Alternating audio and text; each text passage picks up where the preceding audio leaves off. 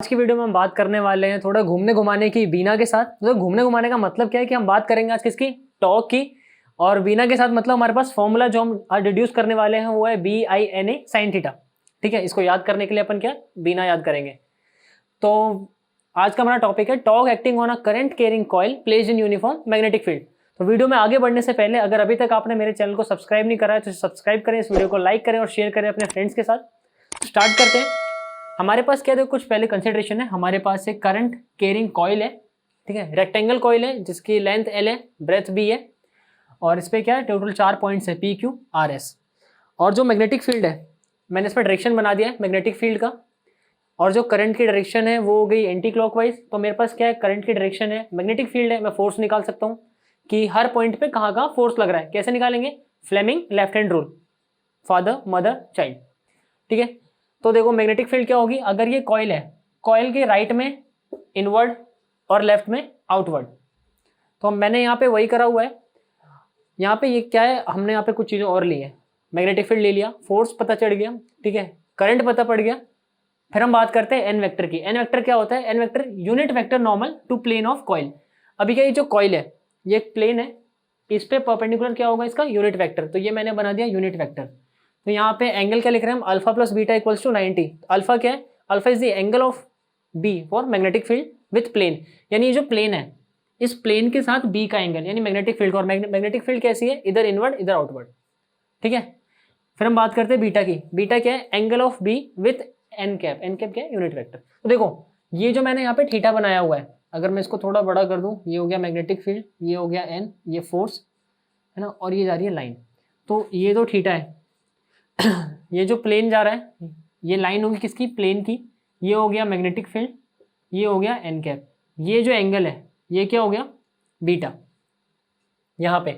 और इस वाले पॉइंट पे ये जो मैग्नेटिक फील्ड है और ये जो प्लेन आ रहा है, यानी कि ये हो गया क्या, मैग्नेटिक फील्ड, प्लेन, नीचे हो गया फोर्स। तो यहाँ पे अपन बात करें, ये जो एंगल है ये क्या है, alpha. Alpha is the angle of magnetic field with plane, beta is the angle of magnetic field with आपका क्या, यूनिट वेक्टर।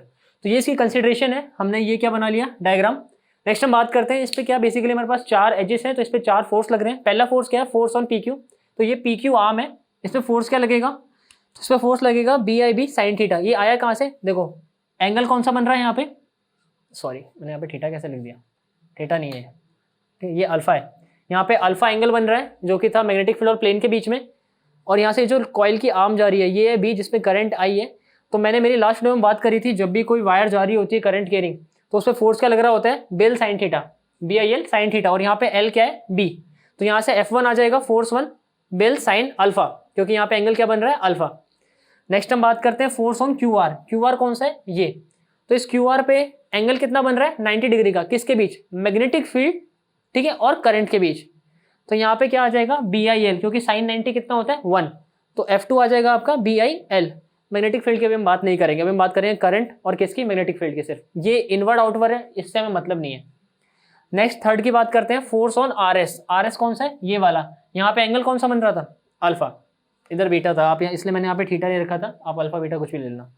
यहाँ हम बात करते हैं, यहाँ पे फोर्स लग रहा है F3 मैग्नेटिक फील्ड, और करंट इसमें से जा रहा है ना, S और R पे। तो ये जो पूरा एंगल बन रहा है ये कितना है, पाई। और ये मैंने अभी आपको बताया अल्फा। अल्फा क्या था, angle of magnetic field with plane. तो ये जो बचा किसके बीच, करंट और मैग्नेटिक फील्ड के बीच, ये क्या बचा, पाई माइनस अल्फा।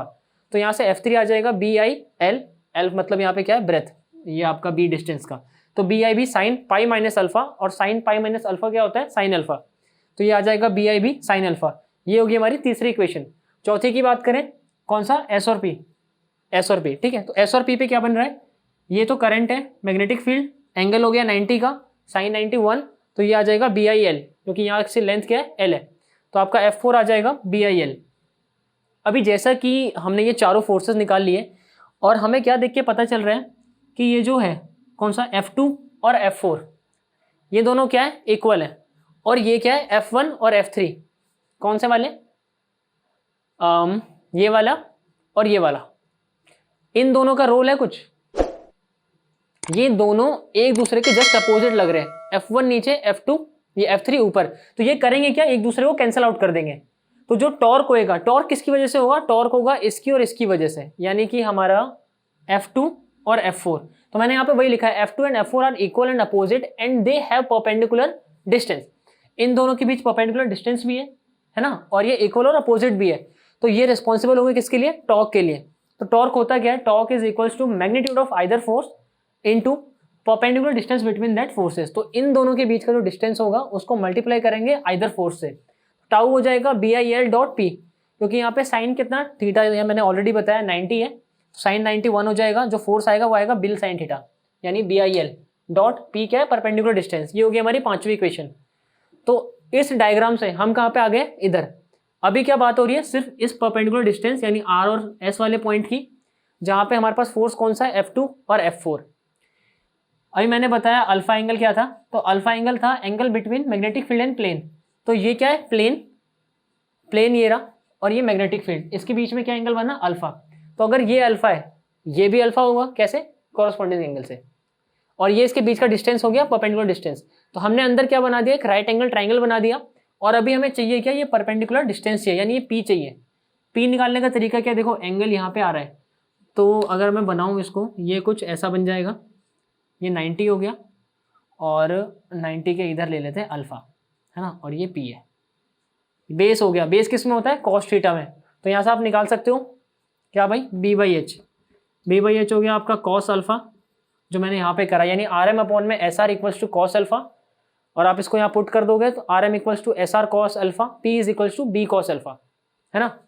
तो आपका ये क्या आ जाएगा, आपके यहाँ P की इक्वेशन आ जाएगी। इस इक्वेशन को पुट करेंगे यहाँ टाउ में, तो यहाँ से आपका टाउ आ जाएगा equals to BIA cos alpha. अभी क्या है, कॉस अल्फा है, हमें कॉस में नहीं चाहिए, हमें चाहिए थीटा में वैल्यू। तो यहाँ पे alpha equals to 90 minus theta हो जाएगा यहाँ से, ये देखो ये तो 90 हो गया, ये अल्फा हो गया, ये मान लो थीटा है, तो यहाँ पे थीटा कितना हो जाएगा, 90 minus alpha, cos alpha equals to sine theta. अभी क्या, कॉस अल्फा को रिप्लेस करेंगे साइन थीटा के साथ, टाउ आ जाएगा BIA साइन थीटा।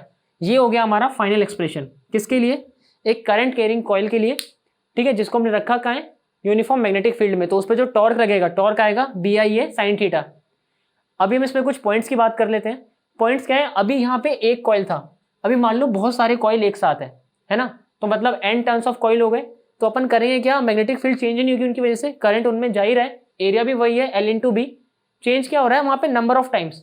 तो अपन इसको n से मल्टीप्लाई कर देंगे, टाउ क्या हो जाएगा, BINA साइन थीटा। अभी देखो हमने यहाँ से स्टार्ट करा और हम वापस से कहाँ आ गए, बीना के पास। तो यहाँ पे tau is equals to BINA sine theta, ठीक है। अपन इसको ऐसे भी लिख सकते हैं मैग्नेटिक मूवमेंट के टर्म में। तो यहाँ से टाउ आ जाएगा m वेक्टर इंटू में b वेक्टर, यहाँ मैंने क्रॉस प्रोडक्ट ऐसे लगाया ताकि साइन ये क्या हो जाए, साइन थीटा को रिप्लेस कर सके। नेक्स्ट हम बात करते हैं मैग्नेटिक मूवमेंट की। तो मैग्नेटिक मूवमेंट लिखने के लिए आप याद कर सकते हो आईना, ठीक है, INA आईना यानी मिरर, वो वाला आईना। तो m equals to INA, unit की बात करूँ तो I का क्या हो जाएगा, एम्पियर, n को छोड़ देते हैं क्योंकि n का कोई मतलब नहीं है, नंबर है वो, और a क्या हो गया, मीटर स्क्वायर। तो एम्पियर मीटर स्क्वायर होता है मैग्नेटिक मूवमेंट की यूनिट। और जो मैग्नेटिक मूवमेंट होती है ये भी किसके डायरेक्शन में होगी, एरिया वेक्टर के। तो जिधर एरिया वेक्टर होगा उधर ही हमारा मैग्नेटिक मूवमेंट भी होगा। आगे हम बात करें टॉर्क, तो टॉर्क किस टाइम पे ज्यादा होगा, किस टाइम पे कम होगा, यानी मैक्सिमम टॉर्क कब होगा, तो जब हमारा थीटा 90 होगा और अल्फा 0। अल्फा मतलब angle between magnetic field and plane. तो ये तो आपका क्या जा रहा है, मैग्नेटिक फील्ड, ये जा रहा है प्लेन।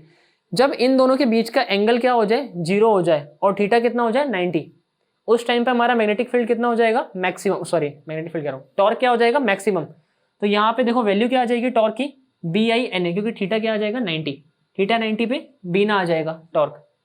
और मिनिमम कब होगा, जब अल्फा 90 हो जाए और थीटा 0 हो जाए। अल्फा क्या, मैग्नेटिक फील्ड और प्लेन के बीच का एंगल, यानी ये और ये अगर क्या हो जाए आपस में 90 डिग्री हो जाए, तो थीटा क्या हो जाएगा 0, और हमारा टॉर्क हो जाएगा मिनिमम, क्योंकि साइन 90 कितना होता है, वो तो 1 ही होता है, बट यहाँ थीटा 0 है, तो साइन 0 हो जाएगा 0, और टाउ आएगा 0, यानी रोटेशन कुछ होगा ही नहीं। तो आज की वीडियो में सिर्फ इतना ही, आगे हम बात करेंगे हमारी नेक्स्ट वीडियो में।